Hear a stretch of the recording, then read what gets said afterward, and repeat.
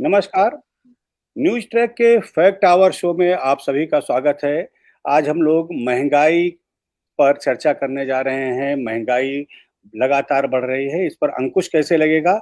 हमारे साथ इस पर चर्चा करने के लिए अर्थशास्त्री प्रोफ़ेसर एपी तिवारी जी हैं, कांग्रेस की प्रदेश प्रवक्ता सुचि विश्वास जी हैं और हमारे संपादक राजकुमार सिंह जी अभी जुड़ेंगे हमारे साथ में। वो कुछ तकनीकी कारणों से जुड़ नहीं सके हैं। लेकिन हम लोग अपनी बात शुरू करते हैं।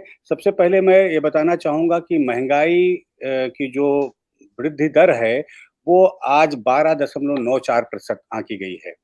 ये अभी तक की सबसे बड़ी महँगाई की दर है और कहा यह जा रहा है कि महँगाई की इस बड़ी दर दर के वजह उत्पादन और आपूर्ति में बाधा है, श्रम की बढ़ती हुई लागत है, पेट्रोल डीजल की बढ़ती हुई कीमतें हैं। ऐसे तमाम कारण बताए जा रहे हैं, जिनकी वजह से महँगाई बढ़ रही है।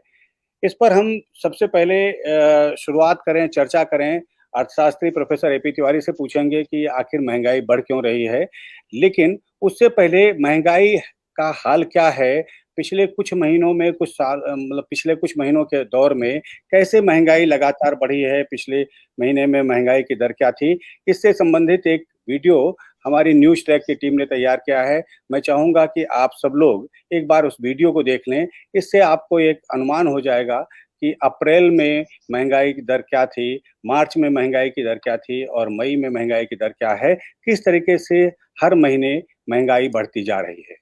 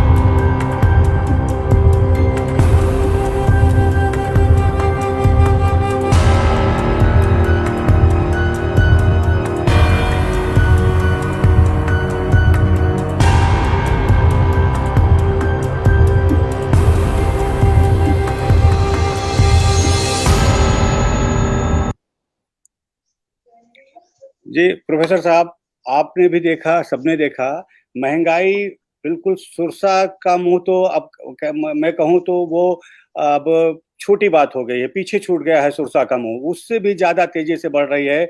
अप्रैल में जब खुदरा महँगाई दर 4.23 थी, तो मई में वो 6.48 हो जा रही है। ये क्यों हो रहा है? इतनी ज़्यादा महँगाई क्यों बढ़ रही है? 1 महीने में तो इतना किसी भी आदमी की क्रय शक्ति नहीं बढ़ती है। तो इतनी महँगाई जब बढ़ जाएगी तो लोगों का खर्च कैसे चलेगा, काम कैसे चलेगा? महँगाई बढ़ने का आप क्या कारण मान रहे हैं? देखिए अखिलेश जी, जो महंगाई मापने का तौर तरीका है, जिसको हम मेथोडोलॉजी कहते हैं, उस पर ध्यान देना होगा। जब हम मेथोडोलॉजी की बात करते हैं तो जो हालिया कीमतों में बढ़ोतरी हुई है, जिसको हम लोग अर्थशास्त्र में तकनीकी तौर पे मुद्रास्फीति दर कहते हैं, और वो आंकड़े आपने प्रदर्शित किए अभी पृष्ठभूमि में। केवल हम नवंबर 2020 को लें एक आधार और फिर आगे बढ़े तो जहां तक थोक मूल्य सूचकांक का संबंध है, जिसको TPI कहते हैं हम, ये 2.29% थी नवंबर 2020 में, और जी। मई के लिए ये आंकी गई है 12.94%।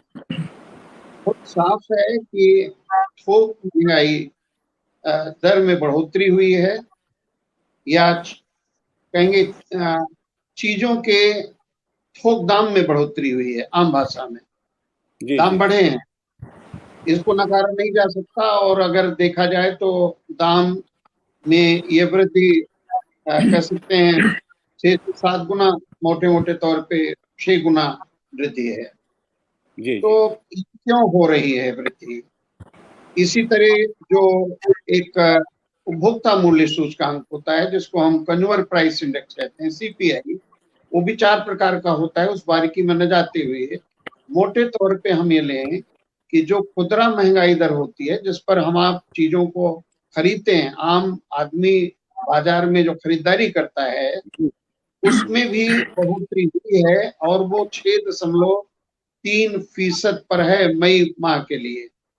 जी अगर हम नवंबर की बात करें तो नवंबर में ये महंगाई दर सीपीआई के तौर पर, यानी खुदरा कीमतों में वृद्धि के तौर पे ज्यादा थी, यानी सापेक्षतया कम दिखती है महंगाई। तो लेकिन मेरी एक समझ है कि ये बढ़ोतरी क्यों हुई, इसका गणित है। चूंकि मैंने पहले ही कहा कि इसकी मापने की जो विधि है, जो तौर तरीका है गणितीय, उसे देखना पड़ेगा अंदरूनी तौर पे, जिसको कहा जाता है कि अगर 2.29% नवंबर 2020 में महंगाई दर थी थोक कीमतों के तौर पे, वृद्धि के तौर पे, तो ये जो बेस है वो निम्न है, कहेंगे लो बेस है। और यही नहीं, यदि हम नवंबर से पीछे जाएंगे तो ये पाएंगे कि लगभग 2 वर्ष तक इसमें कमोबेश बढ़ोतरी हुई, लेकिन कभी कभी ये ऋणात्मक भी रही महंगाई दर। तो यदि ऋणात्मक महंगाई दर से सकारात्मक महंगाई दर होती है, कहते हैं, जिसको लो बेस इफेक्ट कहा जाता है, यानी जी बेस पर महंगाई दर कम है, इसलिए वो वृद्धि ज्यादा हो रही। एक कारण तो ये हुआ। दूसरा कारण कोरोना संक्रमण की दूसरी लहर के चलते जो आंशिक प्रतिबंध लगाए गए, वो लॉकडाउन, आंशिक लॉकडाउन कह सकते हैं, कर्फ्यू के तौर पे, उनसे आर्थिक क्रियाएं प्रभावित हुई। इसलिए सामान की आवाजाही, वस्तुओं की आवाजाही में भी गतिरोध पैदा हुआ। ये भी एक कारण है, जो सप्लाई चेन है वो बाधित हुई। और एक प्रमुख कारण मेरी समझ में आता है कि जो पेट्रोलियम पदार्थ हैं, विशेष तौर पर कह सकते हैं पेट्रोल, डीजल और एलपीजी, आंकड़े ये बताते हैं, उसके अंदरूनी जो डायनेमिक्स हैं, कि सबसे ज्यादा जो बढ़ोतरी हुई है वो 66.3% की बढ़ोतरी हुई है डीजल में, 62.3% की बढ़ोतरी हुई है पेट्रोल में, और एलपीजी में 60.9%, मोटे तौर पे कह सकते हैं 61% की बढ़ोतरी हुई है। तो ये जो कह सकते हैं महंगाई के जो अंदरूनी डायनेमिक्स हैं, उसकी जो अंदरूनी बातें हैं, कह सकते हैं मोटे तौर पर, उन्हें समझना होगा कि ये महंगाई दर लो बेस इफेक्ट के कारण ज्यादा दिख रही है, जहां तक थोक मूल्य सूचकांक का संबंध है। एक बात और मैं रखना चाहूंगा, बहुत प्रमुख है, कि जब हम थोक महंगाई दर की बात करते हैं तो ये थोक महंगाई दर वो होती है जिसमें केवल वस्तुओं की कीमतों को विचार में लिया जाता है, इसमें सेवाएं समावेशित नहीं होती हैं। लेकिन जो फुटकर महंगाई दर होती है, उसमें वस्तुओं और सेवाओं दोनों की कीमतों को लिया जाता है।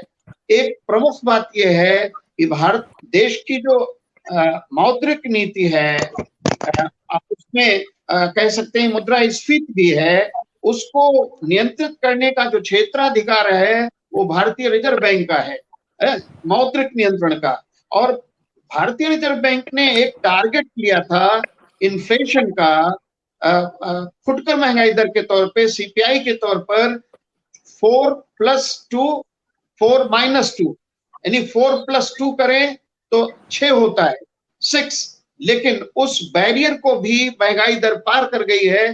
तो यह एक चिंता का विषय मैं समझता हूं कि नीति नियंताओं के लिए भी है, भारतीय रिजर्व बैंक के लिए है, कि भारतीय रिजर्व बैंक एक और जहां विकास की गति को बढ़ाना चाहता है, और वो तभी संभव है जब अर्थव्यवस्था में तरलता बढ़ेगी। और हालिया जो फैसले लिए गए हैं भारतीय रिजर्व बैंक द्वारा, उसमें ये एक महत्वपूर्ण निहितार्थ है कि लगभग 50,000 करोड़ रुपए की अतिरिक्त लिक्विडिटी बाजार में गई है। ये बढ़ी हुई जो कहेंगे मुद्रा है, ये इन्फ्लेशन को उद्दीपित करती है, इन्फ्लेशन को बढ़ाती है। इसीलिए भारतीय रिजर्व बैंक भी बहुत फूंक फूंक कर कदम रख रहा है और ब्याज की दरों में कटौती नहीं कर रहा है। वो लगातार जिसको कहा जाता है मेजर्ड स्टेप्स ले रहा है, बहुत नपे तुले कदम उठा रहा है। इस पर हम लोग फिर से लौट कर आएंगे कि क्या उपाय होने चाहिए, कैसे अंकुश लगाया जाएगा। अभी तो हम केवल इसकी बात कर रहे थे महंगाई बढ़ क्यों रही है। हमारे संपादक राजकुमार सिंह जी जुड़ गए हैं हमारे साथ में। आप सर बताएं कि ये जो अभी प्रोफेसर तिवारी भी कह रहे थे कि महंगाई बढ़ने का एक बड़ा कारण है ईंधन मूल्यों में वृद्धि। 60% से ज्यादा की वृद्धि हुई है ईंधन में। पेट्रोल, डीजल और गैस सबका दाम बढ़ा है। इस सबसे लोग त्रस्त हैं, लोग परेशान हैं, लोग गुहार भी लगा रहे हैं, लेकिन सरकार इस पर ध्यान नहीं दे रही। दूसरी तरफ इसकी महंगाई का असर दिखने लगा है। तो आप क्या सोच रहे हैं कि ये जो सरकार का कदम है, ये उसे क्या राजनीतिक तौर पर नुकसान पहुंचाने वाला हो सकता है क्या? जो महंगाई बढ़ रही है उसका क्या होगा? देखिए, ये बात तो सही है कि जब महंगाई बढ़ती है तो लोगों में असंतोष जरूर होता है, जो भी वर्तमान सरकार होती है उनकी, उसको लेकर। और इस वक्त कोरोना का भी समय चल रहा है, बहुत सारे लोगों की नौकरियां गई हैं, बहुत सारे लोगों के रोजगार गए हैं। लॉकडाउन होने की वजह से भी बहुत आय में कमी आई है लोगों की। तो और ऐसे में महंगाई की वृद्धि, आप कह सकते हैं कि अगर एक नॉर्मल सिचुएशन में महंगाई दर बढ़ती और आज की स्थिति में बढ़ रही है, उसमें बहुत फर्क है। उस वक्त आदमी एक तरह से इसे झेल भी सकता था, लेकिन जब लोगों की इनकम पहले से ही बहुत कम हो चुकी है, उस वक्त ये महंगाई बढ़ना। और एक और मैं बात कहना चाहूँगा, अभी मैं सुन रहा था डॉक्टर साहब को, प्रोफेसर साहब को, कि खुदरा दर भी बढ़ी है और महंगाई रिटेल की भी, मतलब थोक की भी बढ़ी है और खुदरा महंगाई भी बढ़ी है। एक और खास बात है कि जो खाद्य पदार्थ है उनकी महंगाई दर बहुत तेजी से बढ़ी है। तो जो सबसे जरूरी चीज है, जो सबसे एसेंशियल है कि लोग खाने पीने की चीजें तो खरीदेंगे ही, चाहे जितनी भी मुसीबत आ जाए। कपड़ों पर देख सकते हैं, घर, मकान, दुकान, कंस्ट्रक्शंस में भी कटौती कर सकते हैं, लेकिन जो खाने पीने की चीजें हैं उनमें कटौती करना मुश्किल होता है। वो तो लोग खरीदेंगे ही। और उसमें जब महंगाई बढ़ रही है तो ये बहुत बड़ी चिंता का विषय है। और इसको रोकने के लिए जरूर भारत सरकार को और जो उनके अर्थव्यवस्था से, अर्थनीति से जुड़े लोग हैं, वित्त मंत्री को या आरबीआई को, जैसे कि डॉक्टर साहब ने कहा, उसको प्रयास करना चाहिए। और एक और बात मैं कहना चाहता हूँ कि जो पेट्रोल और डीजल के दाम लगातार बढ़ रहे हैं, 100 रुपए के लगभग पहुंच रहे हैं, इसमें भी तमाम तरह की राजनीति आप पिछले कई दिनों से देख रहे होंगे। लेकिन एक बड़ी बात यह है कि जहां पर बीजेपी की सरकारें हैं वहां तो है ही, जहां पर बीजेपी की सरकारें नहीं है वो राज्य सरकारें भी, जैसे कि राजस्थान है, जैसे कि पंजाब है, वहां पे भी ऐसे कोई प्रयास राज्य सरकार नहीं कर रही कि उन पर अपना टैक्स कुछ कम कर दे। तो लोग हमारे साथ जुड़ गई हैं कांग्रेस के प्रदेश प्रवक्ता विश्वास जी। कांग्रेस 2014 में जब गई थी तब बहुत ज्यादा थी, लोग बेहाल थे। अभी तक राजकुमार सर कह रहे हैं कि कांग्रेस राज्यों में अभी भी महंगाई है, वहां भी है। तो क्या कांग्रेस ने कोई सबक सीखा है महंगाई पर या नहीं? आपका सवाल तो विलोम लग रहा है, सवाल कम और मतलब इसके उत्तर का क्या प्रत्युत्तर दें, ये एक्टिव या पैसिव वॉइस जैसा है। क्योंकि जो देश झेल रहा है 7 वर्षों से, कम वो कांग्रेस की योजनाओं के दुष्परिणाम तो नहीं है। क्योंकि बाबा रामदेव, आपको याद होंगे, 35 रुपए लीटर पेट्रोल मिलने वाला था और सिलेंडर 250 रुपए में। और आम आदमी की और स्पेशली गृहिणी की क्या स्थिति है, बच्चों की थाली से दालें गायब है, सब्जियां गायब है और अब तेल की मार है। एक दौर था जब तेल नमक रोटी कहा जाता था, तो सरकार ने तो बूंद भर तेल में 7 आदमियों के परिवार को चलाने के मुहाने पर खड़ा कर दिया।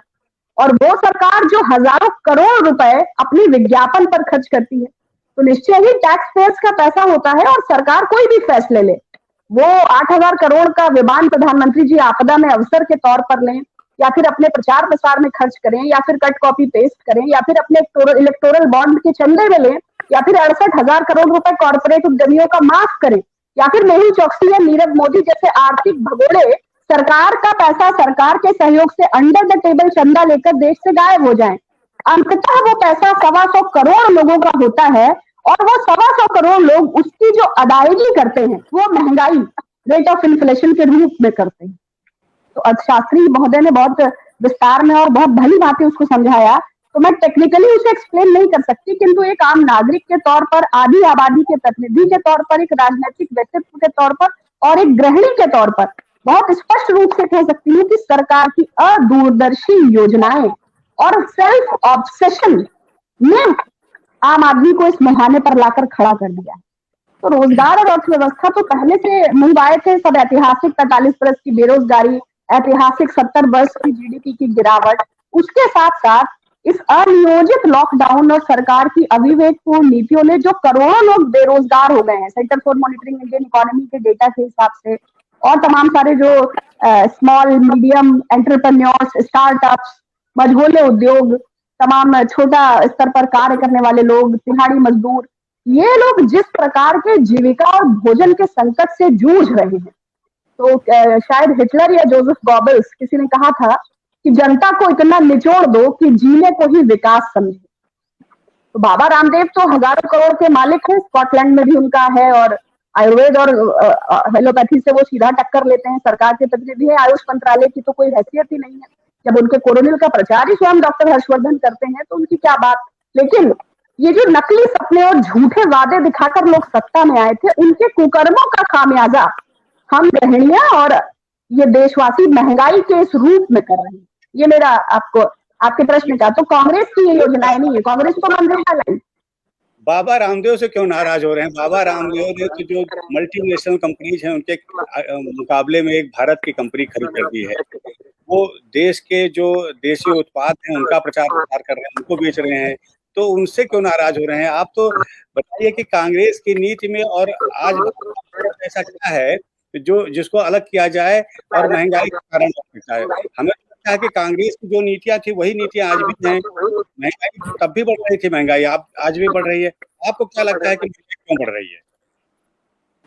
देखिए, बाबा रामदेव से नाराजगी का कोई प्रश्न नहीं है। ये वो लोग हैं जिन्होंने सरकार को समर्थन दिया और ऐसी बातों को जनमानस में प्रचारित किया जिसके दुष्परिणाम लोग भुगत रहे हैं। क्या पेट्रोल 35 रुपए लीटर है? क्या सिलेंडर का मूल्य वो है जो बाबा रामदेव ने कहा? और क्यों फूड पार्क की जमीन से लेकर अरावली की पहाड़ियों तक सरकार उनका सहयोग करती है? जब जहाज रानी के मंत्री उन्हें आइलैंड को डेवलप करने के लिए सीधा आमंत्रित करते हैं, तमाम बिडिंग्स में वो अकेले बिडर होते हैं। तो बाबा कहना या साधु कहना या सन्यासी कहना या स्वदेशी कहना, ये तो अपमान है। स्वदेशी आंदोलन और सीमा जागरण मंच और किसान मंच, देखिए, मोहरा बनाना, चेहरा बनाना एक अलग बात है, किंतु हितों की बात करना एक अलग बात है। बात स्वदेशी की करें तो बहुत सारे उदाहरण है। मैं सीमा जागरण मंच का उदाहरण लेती हूँ, बहुत बड़ा मंच है, संघ का अनुसांगिक संगठन है, और ना कोई घुसा है ना घुसी है, तो मंच गायब है। मैं आपको किसान संघ का उदाहरण लेती हूँ। जब देश के तमाम किसान बॉर्डर पे आंदोलन कर रहे हैं और किसान संघ के मुंह में जबान नहीं है, ये वही किसान संघ है जो पहले की नीतियों में मुखर था। तो जो संगठन का चेहरा, और आप ताजा उदाहरण लीजिए ना, ये जो राम मंदिर न्यास समिति, जो ये घोटाला जमीन का हुआ है, गाटा संख्या 243, 244, 246 चंपत राय की व्यक्तिगत जमीन है। सारी तरक्की जो है वो अयोध्या के राम मंदिर जन्मभूमि न्यास में ही हो रही है, बाकी के सर्कल रेंज तक ही जाता नहीं है। बात हम लोग अलग चले जा रहे हैं। ये कहना आप कांग्रेस की नीतियों को लेकर आ रहे हैं। कांग्रेस ने मनरेगा दिया, कांग्रेस ने इतना कुछ देश को दिया जो आज 70 सालों की उपलब्धियों को बेचा जा रहा है। ये वो कांग्रेस ने ही खड़ा किया है। जो सरकार ये प्राइवेटाइजेशन ला रही है, जो ये बैंकों का निजीकरण हो रहा है, जो बैंकों का विलय हो रहा है, जो कोई गवर्नर टिक नहीं रहा है, जो हमारे अघोषित अर्थशास्त्री माननीय प्रधानमंत्री जी किसी को सुनने को तैयार नहीं, और जो ऐतिहासिक नोटबंदी उन्होंने की थी, हम उस सब का खामियाजा भुगत रहे हैं। और जो आपका प्रश्न है और आपके डिबेट का जो मूल विषय है आज का, वो उसी का ही, देखिए, कोई चीज होती है ना, it's a process, it's a journey. जो हमारे डिसीजन होते हैं ना, घर बनता है तो न्यू होती है, न्यू के बाद फिर उसके बाद अलग अलग प्रोसेस है, तब एक महलनुमा चीज खड़ी होती है। तो हमें उस प्रक्रिया को देखना पड़ेगा कि हम 7 वर्षों में क्या सोचा था कि 106 रुपए में हम पेट्रोल खरीदेंगे, और जब प्रकाश जावड़ेकर जी से प्रश्न किया जाता है तो बताते हैं कि नहीं, इलेक्ट्रिक कार्स का जमाना आने वाला है। अखिलेश जी, राजकुमार सर कुछ कह रहे हैं। अखिलेश जी, मैं ये कहना चाहता हूँ कि मैं सुन रहा हूँ मैडम को, और ये बिल्कुल सही है कि महंगाई बहुत ज्यादा है, और इस वक्त ये मुद्दा जो है वो सबसे ऊपर होना चाहिए था, क्योंकि खाद्य पदार्थों में महंगाई, मैंने आपसे पहले ही कहा, लोगों के पास रोजगार भी नहीं है, पैसे भी, उनके आय के साधन भी कम हो गए। लेकिन जो मैं एक चीज देख रहा हूँ कि सरकार तो नहीं चलिए ध्यान दे रही, लेकिन विपक्ष भी पूरे देश में कहीं आपको दिख रहा है महंगाई के खिलाफ कोई प्रदर्शन या कोई आवाज उठ रही हो? आप उत्तर प्रदेश में कहीं देख रहे हैं महंगाई को लेकर कोई प्रदर्शन हो रहा हो? जब ये मैं देखता हूं कि जो सवाल हम लोग कर रहे हैं, और सच भी है कि जब यूपीए सरकार थी उस वक्त गैस सिलेंडर के दाम थोड़े से बढ़ते थे, पेट्रोल के दाम थोड़े से बढ़ते थे, तो उसमें बीजेपी के बहुत सारे नेता, राजनाथ जी, स्मृति ईरानी जी, रविशंकर प्रसाद साहब, सब लोग सड़कों पे हमें दिखते थे। इधर मैं देख रहा हूं कि महंगाई बढ़ रही है, लेकिन बहस कहाँ हो रही है? सरकार तो चाहेगी महंगाई पे बहस ना हो, सरकार चाह रही है ट्विटर पर बहस हो जाए कि ट्विटर को रहना चाहिए कि नहीं रहना चाहिए, उस पर बहस चल रही है। राम जन्मभूमि का चलिए कल मुद्दा आया, आप देखिए कितने तेजी से सब लोग उसमें लग गए हैं। इसके पहले भी कुछ और ऐसे इश्यूज आते रहे जिनके ऊपर सरकार को भी अच्छा लगता है, और मुझे लगता है विपक्ष भी उसमें ट्रैप हो जा रहा है, विपक्ष भी उसी में कर रहा है। महंगाई को लेकर मुझे आप बताएं कि ये लखनऊ में मैं पिछले 25 साल से देख रहा हूँ, एक जमाना था महंगाई को लेकर लोग सड़कों पर आते थे, विपक्षी दल भी सड़कों पर आते थे। इधर कुछ नहीं दिख रहा महंगाई को लेकर, कोई किसी से बात, सिर्फ हम लोग आप डिबेट कर रहे हैं, इसके ऊपर ट्वीट आ जाएगा कुछ दिन बाद कुछ नेताओं के, बड़े नेताओं का, लेकिन महंगाई ना सरकार के लिए मुझे मुद्दा दिख रही है ना विपक्ष के लिए मुद्दा दिख रही है। दोनों लोगों के मुद्दे बिल्कुल अलग हो चुके हैं। बिल्कुल सर। प्रोफेसर तिवारी के पास हम चलते हैं।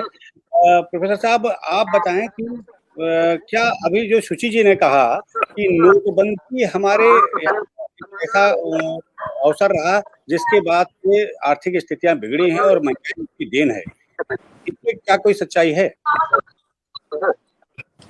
देखिए, अखिलेश जी, राजकुमार जी भी एक बड़ी बात करते हैं कि महंगाई को केंद्रीय मुद्दा बनना चाहिए,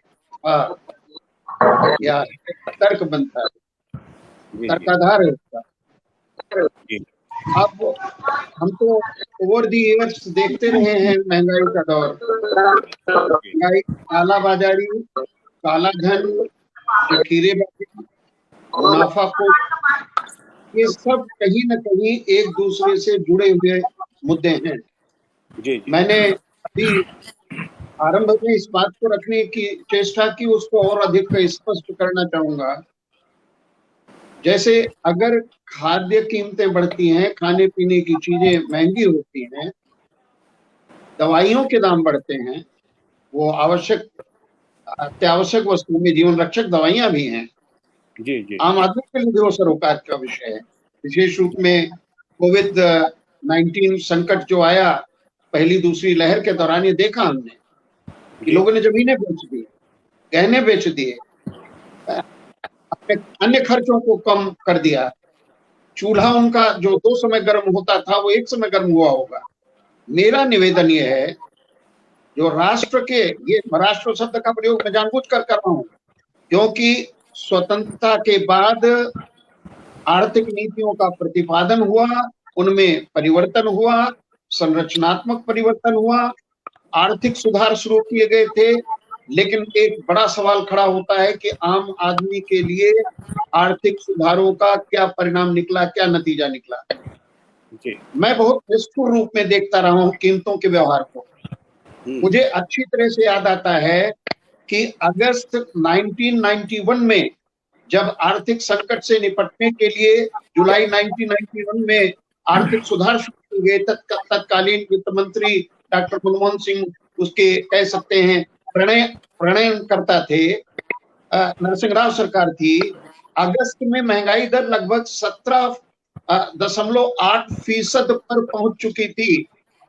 तो 17.8% पर अगर महंगाई दर पहुंच जा रही है तो ये कैसे टॉलरेट किया एक नेशन ने, एक राष्ट्र ने? हमने टॉलरेट किया ना उसको, और फिर उससे मतलब केवल बात ये कह रहा हूं कि अगर मतलब देखिए कितनी विसंगति है। मैं राजकुमार जी को विशेष रूप में उनका ध्यान आकृष्ट करना चाहूंगा।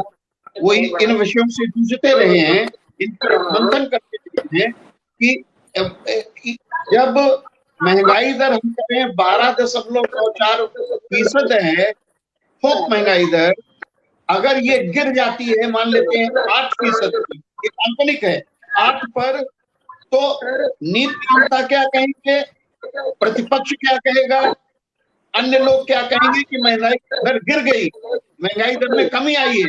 मेरा मानना है कि महंगाई दर जिस स्तर को प्राप्त कर लिया, कीमतों ने जिस स्तर को 12.94% पर प्राप्त कर लिया, अगर कीमतें 8% या 5 या 2 से 1% से भी बढ़ती हैं तो कीमतें अपने शिखर स्तर के ऊपर ही बढ़ेंगी। इसलिए सरकारी आंकड़ों में हम आम आदमी की परेशानी को कभी भी नहीं बांध पाए।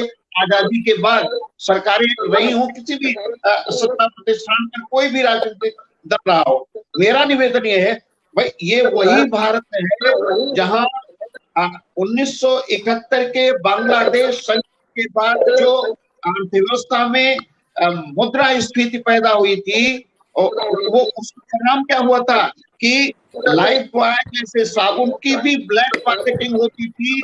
पान बेचने वाला उसको ब्लैक करता था रात के अंधेरे में। लखनऊ की बात कर रहा हूं। तो शॉर्टेजेस जब होंगी, जब कमियां होंगी, तो दाम तो बढ़ते ही हैं, लेकिन दाम के अलावा जो अनैतिक आचरण होता है, जिसको मैं कह सकता हूँ, जो अनइथिकल कंडक्ट होता है व्यवसायियों का, या जो माल बेचते हैं बाजार में, और एक बड़ी सीमा तक तो ये भी कह सकते हैं ना कि सरकारी कितनी संवेदनशील है बढ़ती हुई कीमतों के प्रति या रही है, ये बहुत महत्वपूर्ण विषय है। क्योंकि भारतीय जो व्यवस्था है, राज्य व्यवस्था, वो संघीय वित्त व्यवस्था है। संघीय व्यवस्था में केंद्र सरकार है, राज्य सरकारें हैं, कई कार्य राज्यों के स्तर पर होने होते हैं जिनसे कीमतें रुकें। जैसे अगर स्थानीय बाजार में कालाबाजारी हो रही है, मुनाफाखोरी हो रही है, जकीरेबाजी हो रही है, तो इसका नियंत्रण कौन करेगा? ये विचारणीय प्रश्न है। तो मेरा निवेदन ये है कि कीमतों में बढ़ने से अभी कोई राहत नहीं मिलने वाली है, और इसका बड़ा कारण ये है, हम सभी देशज दृष्टि के हैं, कह सकते हैं, हम जानते हैं भारत की जमीनी हकीकत को, कि ये जो अगस्त, जुलाई और अगस्त का महीना होता है, इसमें चीजों के दाम आसमान छूते हैं, क्योंकि नई फसल आती नहीं। जब फसल नहीं आएगी तब तक अनाज के दाम बढ़ते हैं, सब्जियों का उत्पादन बिगड़ जाता है, इसलिए सब्जियों के दाम बढ़ते हैं। लेकिन जो बड़ा गंभीर विषय है, किसी दिन इस एक फलक पर चर्चा न्यूज ट्रैक के अंतर्गत इस पर भी हो कि दालें महंगी क्यों हो रही हैं, जो तिलहन है उसके दाम क्यों बढ़ रहे हैं। इसका मतलब क्या हुआ कि हमें भारत की क्रॉपिंग पैटर्न को, जो फसल प्रतिरूप है, उत्पादन का तौर तरीका है, उसमें बदलाव लाना होगा। तिलहन और दलहन के उत्पादन को बढ़ाने के लिए विशेष रणनीति बनानी पड़ेगी। तो बड़ा बृहद सवाल है। गैर राजनीतिक तरीके से अगर देखा जाए, बहुत वस्तुनिष्ठ तरीके से देखा जाए, या डिस्पैशनेट इंक्वायरी की जाए, तो एक राष्ट्र के रूप में लगातार आजादी के बाद महंगाई एक बड़ी समस्या रही है। लेकिन कहीं ना कहीं ऐसा प्रतीत होता है कि सरकार के पास मौजूद नीतियां हैं, खजाने की नीतियां हैं, प्रत्यक्ष नीतियां हैं, लेकिन इन नीतियों के होने के बावजूद भी आम आदमी पर महंगाई की जो मार है, वो आप कह सकते हैं निष्ठुर तरीके से बढ़ती रही है। Thank you. राजकुमार सिंह जी, आप से चर्चा करते हैं कि ये जो महंगाई लगातार बढ़ रही है, अभी आने वाला ये है कि मई महीने में यातायात खर्च 12.38% बढ़ गया है पिछले साल के मुकाबले। मतलब जो ऑफिस आते जाते हैं या कहीं भी एक से जा रहे हैं किसी जरूरत से, या कोई व्यापारिक सामान कहीं मंगाया जा रहा है, मतलब साबुन इस्तेमाल कर रहे हैं, तो साबुन भी हमारा पिछले साल इस बार यातायात खर्च उस पर ज्यादा है। मतलब महंगाई बढ़ने के तमाम कारण है, महंगाई बढ़ती जा रही है। ऐसे में जो राजनीतिक दल हैं, उनकी कितनी बड़ी भूमिका होती है, खास करके विपक्ष के बारे में क्या कहा जाए?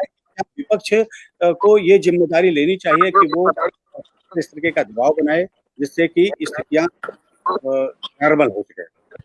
बिल्कुल अखिलेश जी, आपकी आवाज थोड़ी सी कट रही थी, लेकिन जितना मैं समझ पाया हूँ कि जो ट्रांसपोर्टेशन है, जो उसका खर्चा बढ़ा है, और उसकी एक बड़ी वजह है पेट्रोल और डीजल के दाम लगातार बढ़ रहे हैं। और मुझे ये लगता है कि और ये सही भी है कि खाद्य वस्तुओं के दाम तभी ज्यादा बढ़ते हैं जब ट्रांसपोर्टेशन के दाम बढ़ते हैं, सीधा संबंध होता है। उनकी ढुलाई की कीमत बढ़ जाती है और इसलिए उनकी कीमत भी जो कंज्यूमर तक पहुंचते पहुंचते बढ़ जाती है, खुदरा में भी, रिटेल में भी और थोक में भी।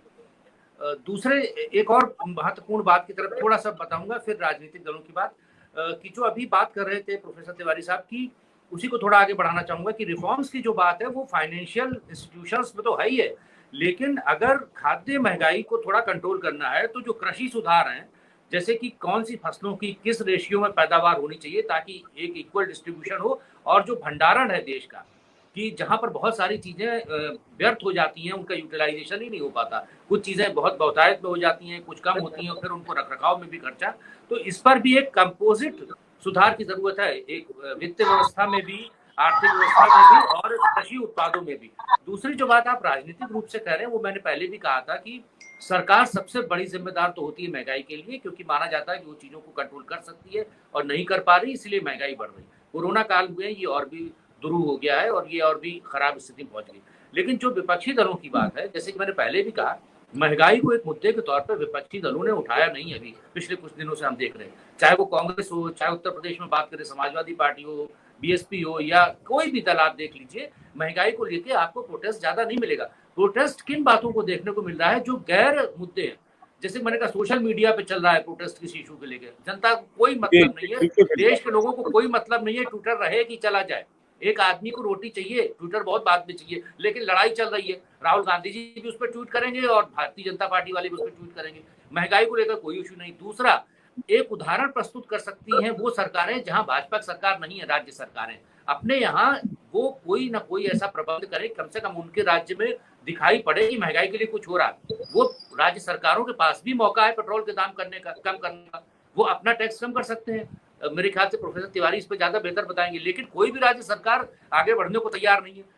सारे के सारे लोग अपनी जिम्मेदारी खींचते हैं, चाहे वो केंद्र सरकार हो चाहे वो राज्य सरकार हो, एक दूसरे के ऊपर आरोप लगाएंगे और उस चक्कर में जनता पीसी जा रही है। अखिलेश जी जी, शुचि जी, आप दोबारा संपर्क हो पाया है। एक महिला होने के नाते आपकी घर गृहस्थी कैसे चल रही है, जबकि 200 रुपए से ज्यादा का सरसों का तेल बिक रहा है, तो आप क्या सोचते हैं कि क्या मेरी आवाज ठीक से मिल रही है? जी जी मिल रही है। हाँ, तो एक महिला होने के नाते आप इस महंगाई को कैसे देखती हैं?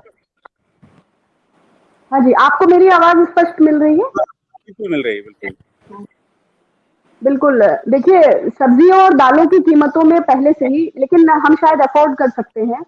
उसके अलावा जिनसे हम परिचित हैं, या बहुत सारा हमारा अनाज हमारे गांव से आता है, तो किसानों का जो स्पष्ट कहना है कि डीजल की बढ़ी हुई कीमतों के चलते जो अधिया पर खेत होते हैं, बटाई पर खेत होते हैं, उनकी जो लागत आ रही है उसमें उन्हें जो बच रहा है, इस दौरान जब लॉकडाउन हुआ, तमाम सब्जियां और फसलें जो खराब हो गई, लोगों का बिक नहीं पाया, कई जगह ट्रांसपोर्ट के इश्यूज रहे, गवर्नमेंट ने डायरेक्ट बेनिफिट ट्रांसफर के द्वारा लोगों की मदद नहीं की, लेकिन इसके बावजूद भी चाय पत्ती है, चीनी है, शक्कर है, इसकी कीमतें हमें डायरेक्ट अफेक्ट करती हैं। मतलब हम जिन चीजों को अफोर्ड कर सकते हैं, लेकिन हम जुड़े तो रहते तो हम उसी समाज में हैं, जिंदगी तो हम उन्हीं लोगों के बीच जीते हैं। हम सभी लोग मध्यम वर्गीय हैं। हो सकता है हम आप में कुछ लोग मशरूम अफोर्ड कर सकते हैं, बाकी सारे लोग न्यूट्रेला को ही मैक्सिमम प्रोटीन का सोर्स समझ लेते हैं, लेकिन ये कीमतें आम आदमी को बहुत ज्यादा इफेक्ट कर रही हैं। और जिस परिवार में भी 2 से ज्यादा बच्चे हैं, वहां इसका मतलब मॉल न्यूट्रिशन जैसे हालात हैं। पूरे न्यूट्रिशन की वो चीजें लोगों को नहीं मिल पा रही हैं। आपको पता ही है दूध का क्या प्राइस है, चाय पत्ती का क्या प्राइस है, तेल का क्या प्राइस है, आटे का क्या प्राइस है। तो बहुत कम लोग हैं जो मल्टीग्रेन खाते हैं, ज्यादातर तो लोग तो एवरेज चीजें अफोर्ड करते हैं। और इसीलिए मैं बार बार कह रही हूँ कि सरकार एक ऐसी रेगुलेटरी बॉडी होती है, तो सरकार की जब संलिप्तता, अभी जो ये ताजे काले कानून है,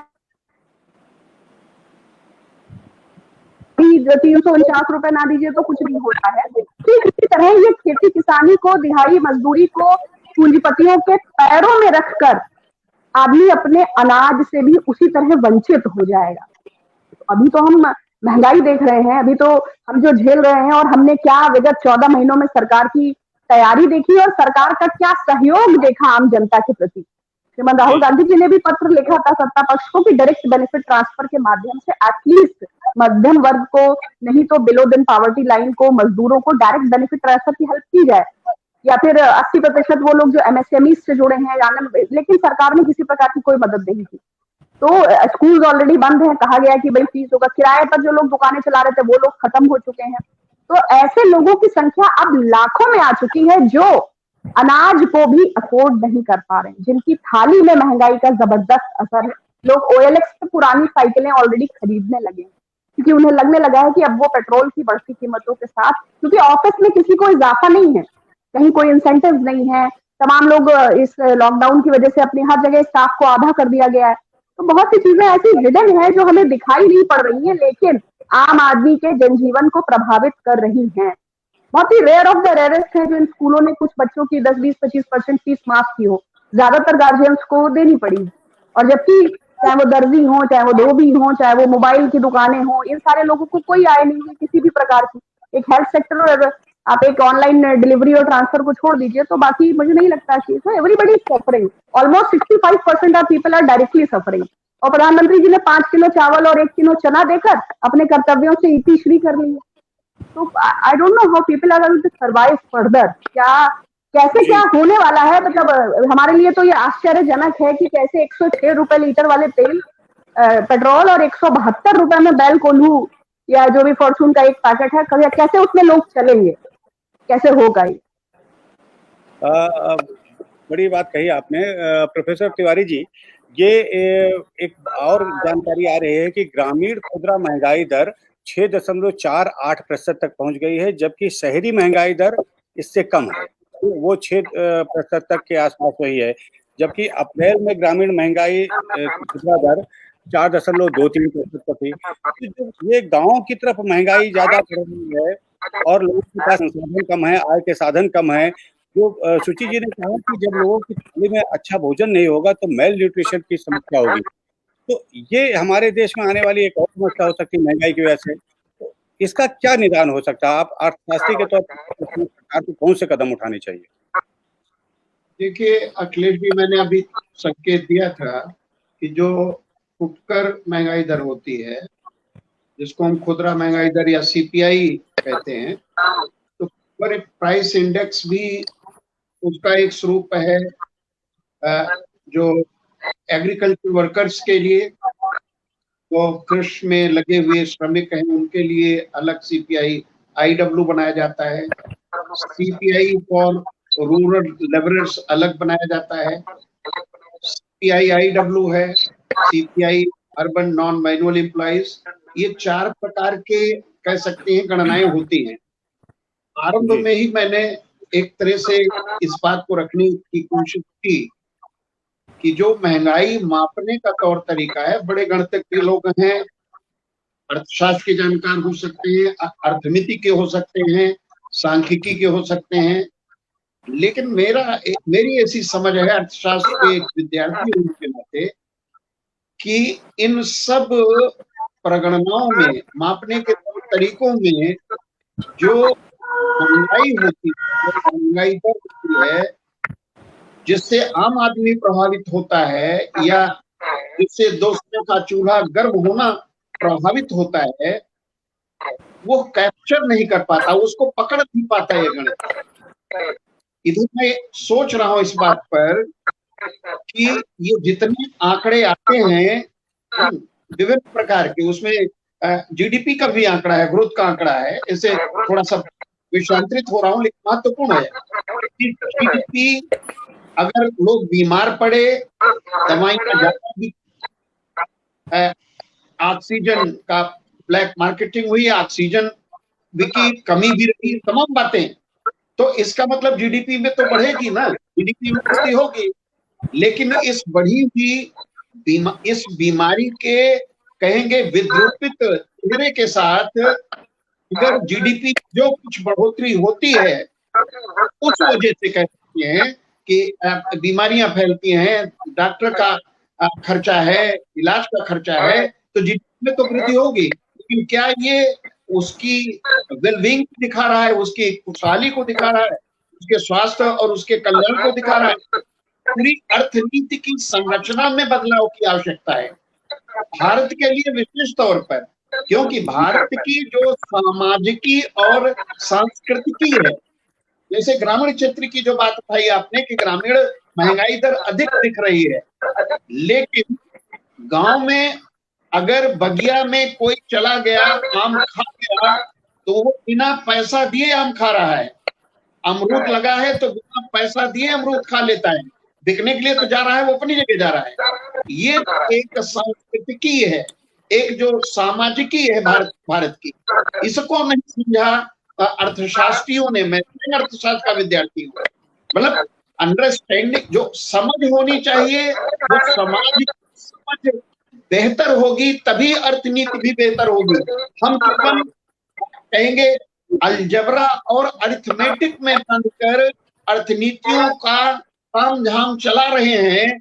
एक राष्ट्र में आवश्यकता है कि जो महंगाई की ज्योमेट्री है, ज्योमेट्री में यह है कि वो अगर बगल में कोई भूखा है तो भूखा नहीं रह पाता, अगर बगल वाले पड़ोसी के यहाँ भोजन बना है उसके यहाँ पहुंचता है। ये ज्योमेट्री है, ये जुड़ाव है। तो बहुत सारी बातें हैं जो निवेदन कर रहा हूँ, केवल आरंभिक तौर पर ये बड़ी बहस का मुद्दा है। पार्लियामेंट में कोई बहस नहीं होती इस पर। WTO का मेंबर इंडिया बन गया लेकिन कोई बहस नहीं हुई। हमने ड्राफ्ट साइन कर दिया, पार्लियामेंट में कोई बहस नहीं हुई। नई आर्थिक नीति का दस्तावेज तत्कालीन प्रधानमंत्री द्वारा हस्ताक्षरित कर दिया गया, पढ़ा तक नहीं गया उनके द्वारा। इसमें लिखा क्या है, क्या इसके निहितार्थ होंगे? परिणाम यह है कि जब सब कुछ हमने बाजार के हवाले कर दिया है, बाजार पर छोड़ दिया है, बाजार की देवियां या बाजार की शक्तियां जिसको कहा जाता है, जो पावर्स है मार्केट की, वो तो अपना कहेंगे परिणाम भुगतेंगी ना। इसलिए जो आर्थिक नीतियां भी निष्प्रभ हो रही हैं, उसका एक बड़ा कारण है कि हमने पूरी अर्थव्यवस्था को डीरेगुलेट कर दिया, डी कंट्रोल कर दिया, डी लाइसेंस कर दिया। तो ये जो उसका, और यही नहीं बल्कि अगर आगे बढ़े तो जो मौद्रिक नीति है मेरी हमारी देश की, मेरा ये सपना है, देश की जो मौद्रिक नीति है वो पूरी दुनिया की सबसे सुप्रबंधित मौद्रिक नीति है। यही कारण है कि भारतीय रिजर्व बैंक दर में या ब्याज दर में गिरावट नहीं कर रहा है, रेपो दर में गिरावट नहीं कर रहा है, बावजूद उसके इंडस्ट्रीज बंद कर रही है। ग्रोथ के लिए ये होना भी चाहिए, लेकिन भारतीय रिजर्व बैंक सोच कर कदम रख रहा है। और यही नहीं, जो ये कहा जाता है कि हमारा समय पूरा हो रहा है, हम अंतिम टिप्पणी लेना चाहेंगे कुमार सर से। सर, इस पूरे मामले को देखते हुए आप क्या कहना चाहेंगे? जैसा प्रोफेसर तिवारी कह रहे हैं कि अर्थनीति जो होता है बहस नहीं होती संसद में बहस नहीं हो रही है, अर्थनीति बदलने की आवश्यकता है, अभी शायद स्थितियां सुधरे, क्योंकि ये महंगाई का जो हाल है साल से ऐसे ही चलता चला आ रहा है, महंगाई लगातार बढ़ रही है, कोई नहीं हो रहा है। आप क्या सोचते हैं सर? देखिए, ठीक कह रहे हैं डॉक्टर साहब की जो हमारी अर्थनीति है उस पर ज़्यादा और ध्यान देने की ज़रूरत है, लेकिन मुझे लगता है कि जब तक लोगों का रिएक्शन नहीं आएगा, आप याद करिए हमारे देश में प्याज की कीमतें बढ़ने पर सरकारें भी गिरी हैं, तो मुझे लगता है लोगों को भी ये जो अब कुछ ऐसे मुद्दे हैं जो गैर वाजिब मुद्दे हैं, जिनके ऊपर लोग भी भ्रमित हो जाते हैं, राजनीतिक रूप से उसी पैटर्न पे वोट करते हैं, जाति पे, धर्म पे या कुछ इमोशनल इश्यूज पर। जिस दिन इस देश की जनता इन चीज़ों से हटके रोजी रोटी, महंगाई, रोजगार, खाना पीना, पानी, बिजली, इस पर वोट करेगी, जिस दिन लोग आएंगे, विपक्ष सड़क पर आ रहा है कि नहीं आ रहा, विपक्ष अपना प्रोटेस्ट कर रहा है कि नहीं कर रहा, उससे पहले अगर लोग इसके खिलाफ खड़े हो जाएंगे कि साहब जो हमें खाने का चीजें नहीं दे सकती, हमें वो सरकार नहीं चाहिए, हमें वो उस मुद्दे को चाहिए कि हमारे लिए कौन सोचता है, उस दिन से अर्थनीति भी बदलनी शुरू हो जाएगी और नेताओं को भी लगेगा कि सबसे पहले इसको देखो ताकि जनता ना नाराज हो जाए। अभी मुझे लगता है जनता भी थोड़ी सी गैर वाजिब मुद्दों पर जल्दी अग्रेसिव हो जाती है और जो उनके जिनसे जुड़े मुद्दे हैं उन पर चुप रह जाती है। बिल्कुल ऐसे ही तमाम कमेंट हम लोगों को आ रहे हैं, कमेंट करते हैं कि जय श्री राम, कोई प्रॉब्लम नहीं है। इसी तरह विपक्ष की और आप जैसे मीडिया को भी जलन चरम सीमा पर है। तो ये जो है आप जो कह रहे थे बिल्कुल सही है कि लोग सही मुद्दों पर चर्चा करने के बजाय, उस सही दिशा में सोचने के बजाय भावनात्मक तरीके से चीज़ों पर रिएक्ट कर रहे हैं। वो अपनी समस्या को इग्नोर कर रहे हैं, अपनी समस्या के बजाय कुछ अन्य समस्याओं पर ध्यान दे रहे हैं। आप सबसे इस बातचीत में बड़ा अच्छा था और अगले किसी फिर मुद्दे पर हम लोग आपके साथ इकट्ठा होंगे। तब तक के लिए धन्यवाद।